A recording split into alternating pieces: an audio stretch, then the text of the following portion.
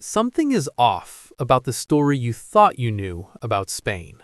Not a little off, not a tiny detail lost in translation. Entirely, fundamentally wrong.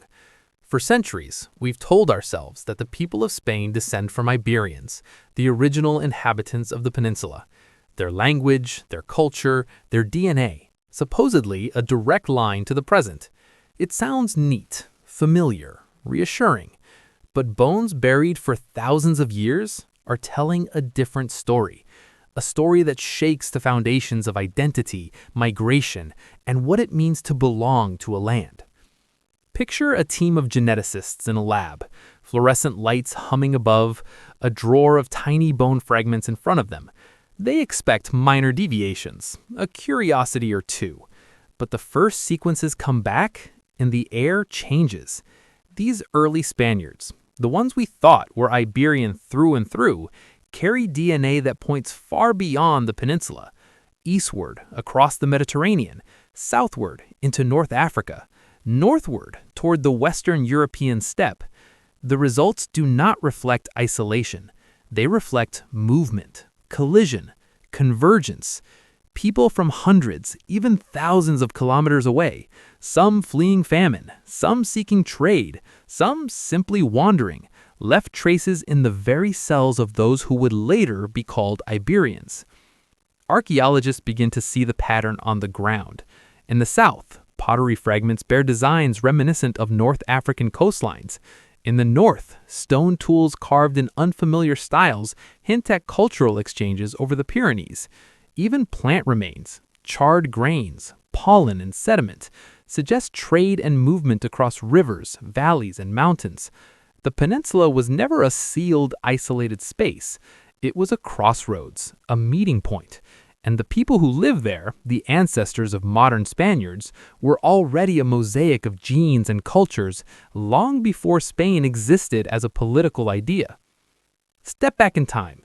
Imagine small settlements scattered across valleys and hills, mud brick houses, smoke curling from cooking fires, goats wandering among scattered pens, families clustered together, some local, some newcomers, traders with Mediterranean wares, shepherds moving flocks seasonally, refugees fleeing conflicts. And when we examine their DNA, the picture emerges. Mediterranean merchants, North African farmers, steppe-born herders, all converging in a single peninsula, a swirl of ancestry, layered over generations. It wasn't one people, it wasn't two, it was many.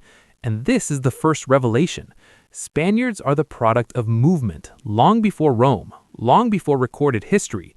The peninsula was never genetically isolated. Identity, it turns out, is a construct. Culture binds people together in a shared framework, but blood carries echoes of the wider world. Generations pass, families intermarry, languages merge, customs overlap. Slowly, the identity we later call Iberian begins to form. But Iberian identity was cultural, not genetic.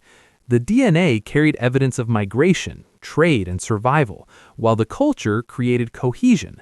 Settlements thrived. Customs persisted, technologies evolved, and yet, beneath it all, the mosaic of ancestry remained.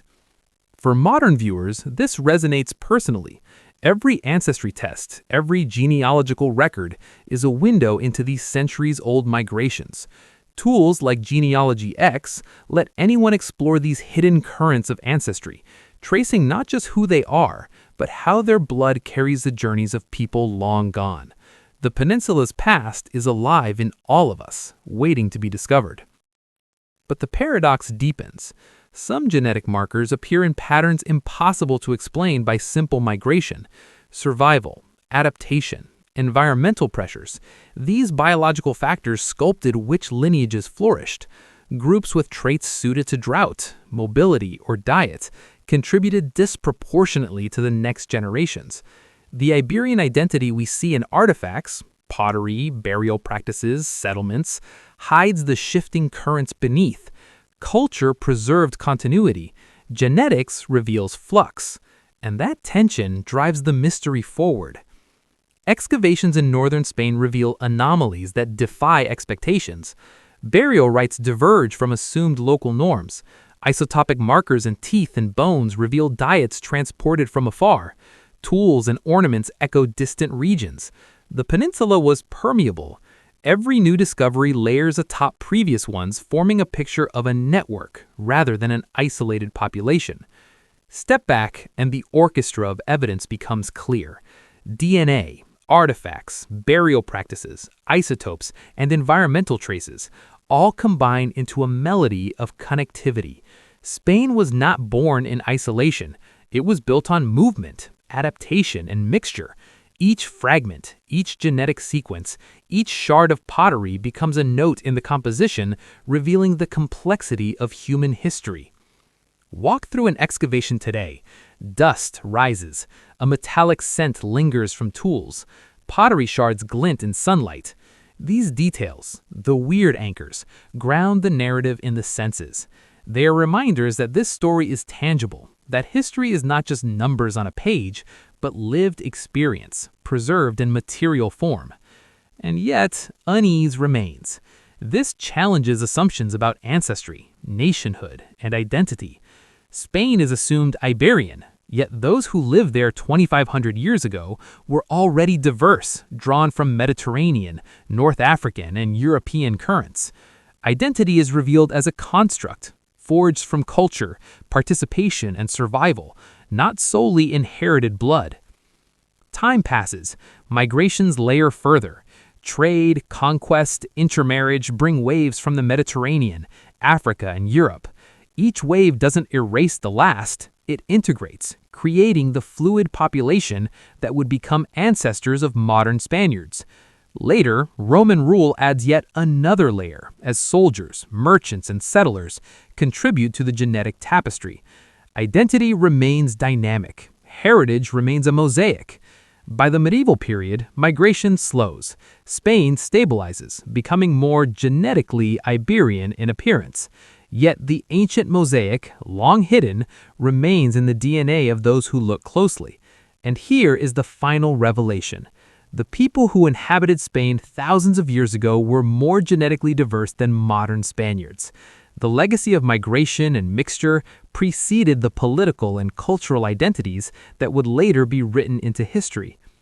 Civilization, it seems, does not thrive by protecting itself from outsiders. It thrives by absorbing, adapting, and integrating influences into something greater. Spain wasn't simply the product of a single people.